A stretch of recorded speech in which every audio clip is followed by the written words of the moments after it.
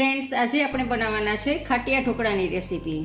ખાટિયા ઢોકળા બનાવવા માટે આ ખીચડિયા ચોખા છે એ 1 કપ ચોખા લીધા છે અને અડધો કપ છે એ ચણાની દાળ લીધી છે. મેં રાતે જ પલાળી દીધા હતા. 8 થી 10 કલાક થઈ ગઈ છે અને આપણા દાળ ચોખા પણ સારી રીતે પલળી ગયા છે.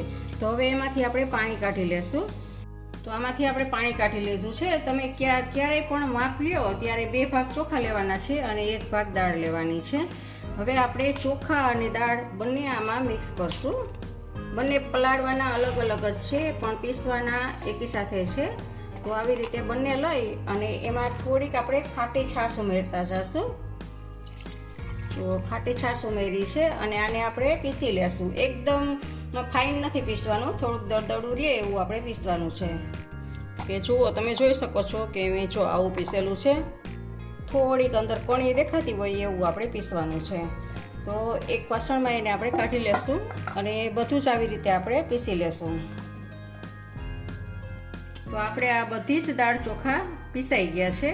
હવે એને ઢાંકણ ઢાંકી અને એક ડ્રોવરમાં જ્યાં ઠંડી હવા ના લાગે, ગરમાવો મળે એવી જગ્યાએ આપણે રાખી દેવાનું છે અને 7 થી 8 કલાક માટે આપણે એને આથો આવવા માટે રાખી દઈશું. કલાક થઈ ગઈ છે અને આપણે ચેક કરીએ કે આથો આવી ગયો છે કે. તો જોઈએ, તો જુઓ આપણો આથો આવી ગયો છે. આપણી છાશ ખાટી હતી એટલે આથો ફૂલ આવી ગયો છે. તો એને સારી રીતે આપણે મિક્સ કરી દઈશું.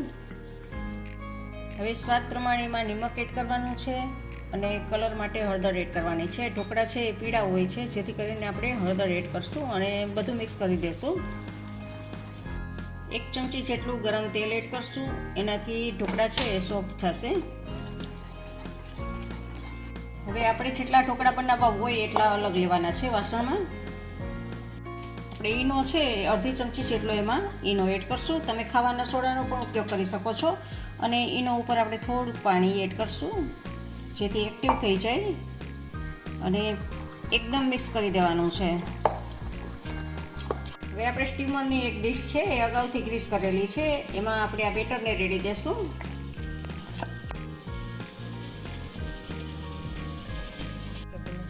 હવે પ્લેટમાં આપણે લસણ અને કાશ્મીરી મરચું છે એ સાથે ખાંડેલું છે. લસણવાળી ચટણીને આવી રીતે ટપકા સ્વરૂપે તમારે જો અંદર આપવી હોય તો અંદર નાખી દેવાની છે, પણ અંદર ના નાખો તો આવી રીતે પણ સરસ લાગે છે.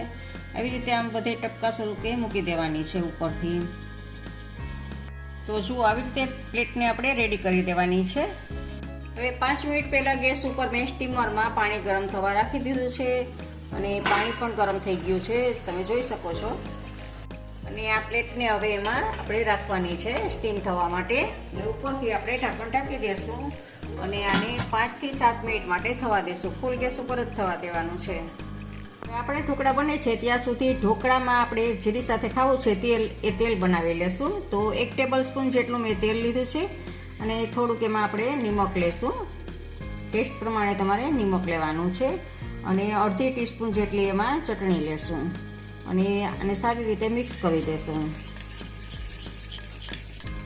કાઠિયાવાડમાં લોકો ઢોકળા સાથે આવી રીતે તેલ ખાતા હોય છે, તેલમાં ઢોકળા ખાતા હોય છે, એટલે માટેનું તેલ આપણે તૈયાર છે. 7 મિનિટ થઈ ગઈ છે અને હવે આપણે જોઈએ. ચેક કરવાનું છે ચપ્પુથી. જુઓ, ચપ્પુમાં બેટર ચોટતું નથી એટલે આપણો ઢોકળા છે એ તૈયાર થઈ ગયા છે. પ્લેટને બહાર કાઢ્યા પછી 5 મિનિટ માટે ઠંડી થવા દેવાની છે. પછી આપણે ચપ્પુની મદદથી તમારે જેવડા કાપા કરવા હોય એવડા કરવાના છે.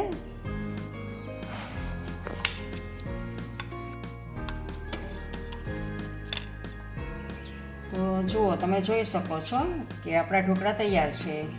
એકદમ ફૂલીને તૈયાર છે. જુઓ, તો આપણા ખાટિયા ઢોકળાની પ્લેટ તૈયાર છે. તમને આ રેસીપી ગમે તો લાઈક, શેર અને સબસ્ક્રાઈબ કરજો.